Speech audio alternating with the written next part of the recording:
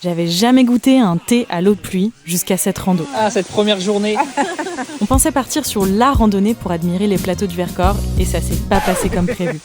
Direction le col du Rousset, un col mythique de la grande traversée du Vercors avec une voie romaine taillée dans la roche et surtout une des plus belles vues des Alpes. Pour cette ascension, on part sur 5 heures de rando et ça va être très engagé. Des pentes à 20% en montée et de la descente jusqu'à 30%. Le tout avec des passages rocheux en crête. Ça va être un peu technique. C'est la frontière entre les Alpes du Nord et Alpes du Sud. D'un côté, un monde alpin, humide, et de l'autre, un climat presque méditerranéen. On a commencé l'ascension bien raide du but de Neve pour voir ce contraste magique. Mais on a le droit à la version Game of Thrones.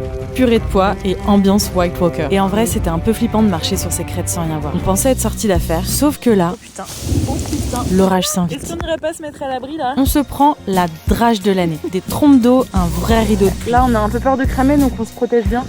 T'as mis ta crème, Margot? Mais avec nos vêtements imperméables et ce thermos, on a goûté littéralement à notre premier thé à l'eau de pluie. Et comme toujours en montagne, après la tempête, le miracle. En haut du col du Rousset, le ciel s'ouvre, un rayon de soleil perce et soudain, une vue incroyable sur tout le Vercors.